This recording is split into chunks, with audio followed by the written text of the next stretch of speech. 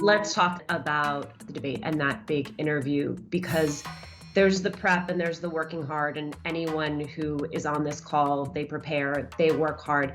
The thing that I am so curious about, Kristen, I'll start with you, is just how you stay brave, right? How you take all of the preparation that has led to that moment and walk on that stage with the confidence that you have done everything you need to do, and that you now are ready and able, and like, how do you get yourself in that mental space? Good evening from Belmont University in Nashville, Tennessee. I'm Kristen Welker of NBC News, and I welcome you to the final 2020 presidential debate between President Donald J. Trump and former Vice President Joe Biden. Well, I will be really candid. There was a lot to it. Part of that was calling Savannah and reaching out to her for advice and guidance. And Savannah was unflinching in her support. And she said, you know, in every conversation we had, you can do it. You were made for this moment. And I don't know that I've ever said this to Savannah, but hearing that, like, really helped steel me for that moment. It really meant so much. Reaching out to people like Andrea Mitchell, working with them. I worked with other people. The team that we had working on this debate was incredible. So it starts there with the teamwork. Libby Least, who's, of course, the executive producer of the Today Show, she was an incredible part of the team. Rashida Jones, Chloe Ahrensberg, Stacy, who's on this call right now, just an incredible part of this team effort that we had that was just so remarkable. And everyone brought 150% every day to the table. And that made such a difference. And then the reality was there were some moments that were very difficult where, you know, I mean, not to sugarcoat it, there were some tears that were shed.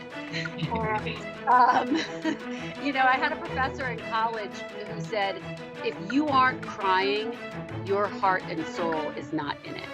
When I sit down at that table, when I, you know, walk out onto that stage, what am I going to do? And basically, I thought to myself, I just need to breathe. And if I can get through it, and if I can get through the first few comments that I have to say, I'll just be in it at that point. And that's what happened. And I just had an action plan, and I walked out, did a couple breathing exercises, very sort of quietly to myself, sat down, had a plan to kind of organize my notes with my questions in front of me, took a couple of sips of water, and I was off. And I think that having that action plan, but also having that just incredible support, made all the difference. And that's how I really had the confidence to walk out on that stage that evening. Election Day is November 3rd. Don't forget to vote. Thank you, everyone, and have a great night. Thank you. Savannah, I think most people are not going to interview the President of the United States. Most people are not going to walk out onto a stage knowing that millions of people are watching at a critical moment in history. But I think there are corollaries for lots of people where they either have to have a very hard conversation with a person they love or someone at work, where they walk into a meeting where they're going to be the ones who deliver bad news. And there was something, I forget if it was the Times profile of you or the Vogue profile of you, because there's been a lot of very well-earned good press these days, but you talked about sort of being accustomed to the fact that you have been at the epicenter of drama swirling around you, and you have learned how to tune it out. This is not how things were supposed to go tonight. This was supposed to be a town hall debate between Donald Trump and Joe Biden. But after the president contracted COVID, the debate commission announced it would have to be a virtual debate because of health concerns. The president then said he would not participate in a virtual debate. At that point, Joe Biden scheduled a town hall tonight in Pennsylvania on another network, and now the president is doing the same. Teach me and everyone else how one does that. Well, first of all, please do not think I'm any kind of Yoda Zen master, because actually every time that Kristen and I would talk, and by the way, it was vice versa, I was calling her the week before my thing. And unlike Kristen, who I always say she's the happy warrior, she's always like, you know, you just never really feel like you think that she's in any way stressed out. I am the exact opposite.